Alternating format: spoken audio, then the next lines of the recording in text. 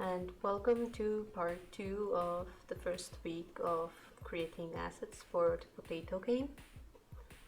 I am currently working on some growth stage assets for the potato plant.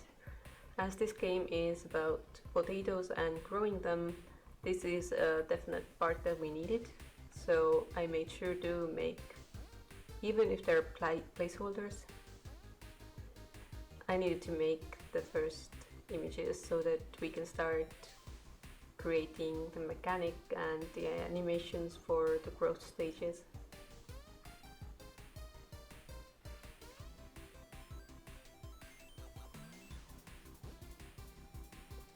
Each stage of growth has some noticeable difference from the previous one. I especially played around with the amount of leaves it has and the size of the potatoes that are growing in the roots.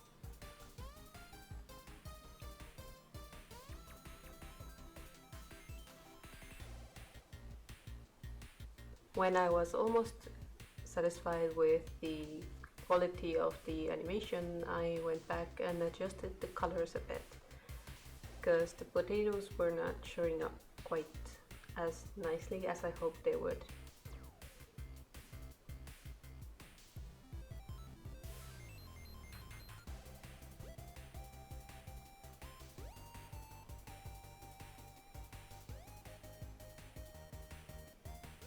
This also gave me a very nice template for making the red type of potatoes, and then I proceeded with making the first placeholder icon for the potato item, as in the thing that you harvest. After adding some flowers to the final stage of growth, I am done with the potato plants. And now I am trying to make the grass look better, because after the second try I was still not as happy with it as I hoped I would be. So I looked up a lot of samples about what people usually do to create grass tiles and decided on this look. Next, of course, I had to remake all the side tiles so that we can make interesting landscapes and tile up everything nicely.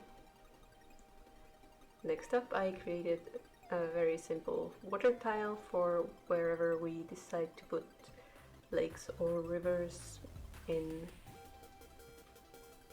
Of course, I can also use it as a decoration in front of everything on the map.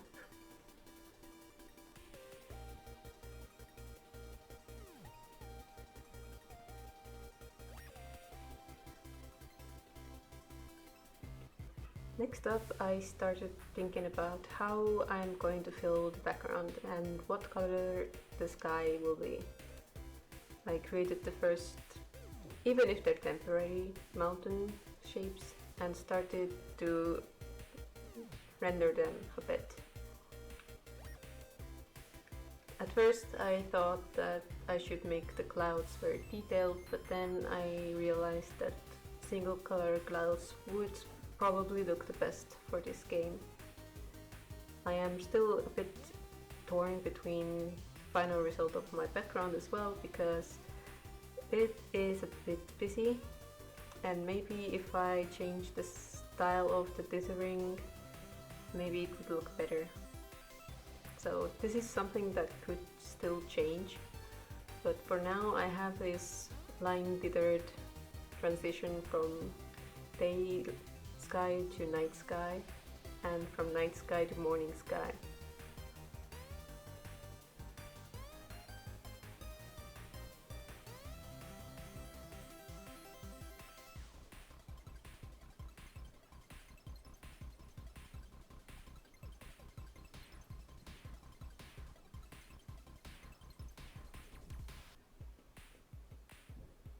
As you can see, this took quite a considerable amount of time, and getting the gradient sizes right took quite a while.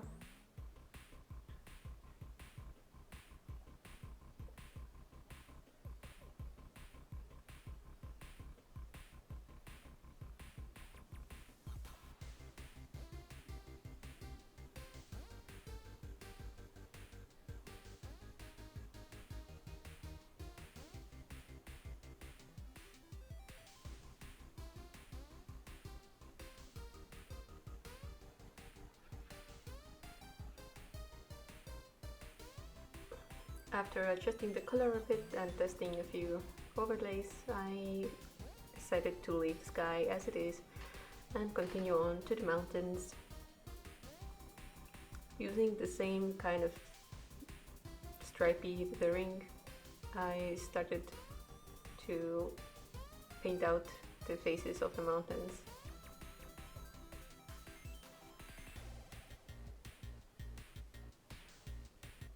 This is again something that I don't know if it will be in the final game in this form or not.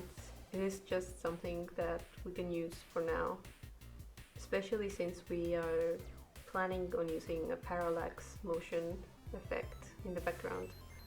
So we needed some different layers of background elements. And I already have a few more ideas for stuff to use in the background, but I haven't gotten to pixeling them yet.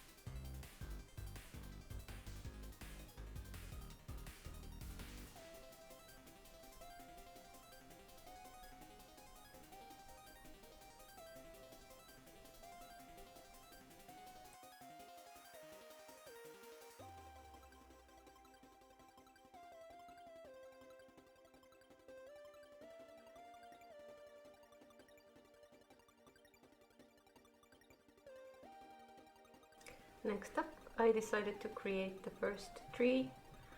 I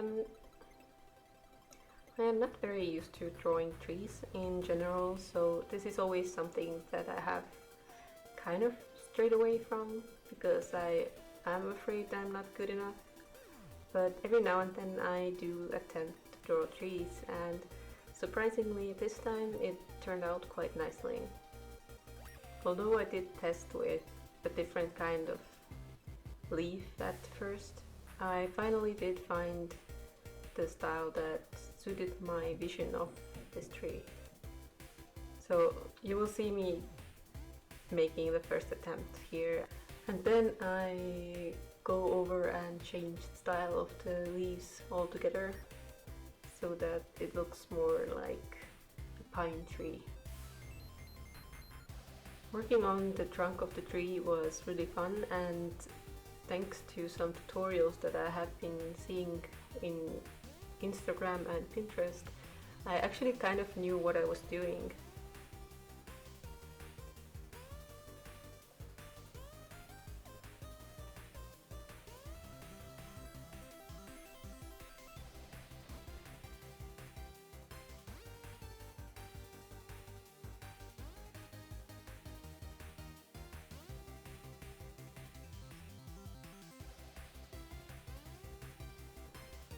Right about now I decided that I did not like this floppy looking stringy greenery, so I went back in and started to redefine the upper parts of the trees, all the branches, and the shape of the top, which I made to curl back a little bit.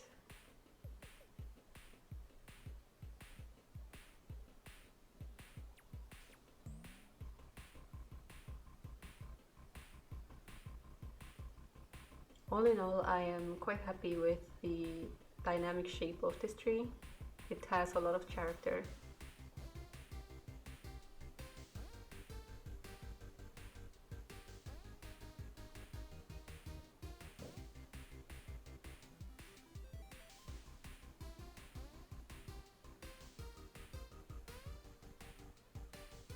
Then I created some basic pine needle tufts that I could place around as I needed to,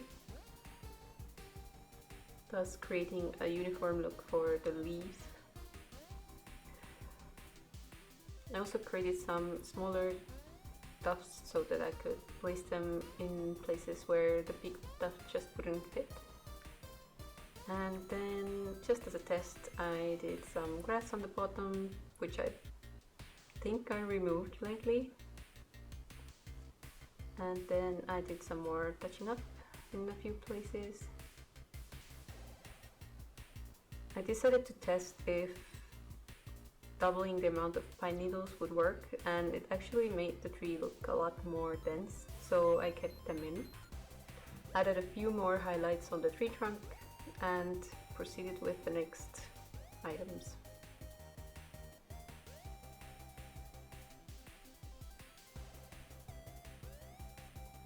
My plan for this game is to have a lot of different plants, flowers, grass, to make the world look very lively.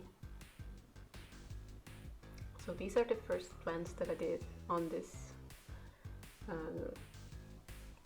session, I would say. And after that I worked on a fence that I could use to create partitions in the world, to create some points of interest in the world, or to indicate places of human habitation.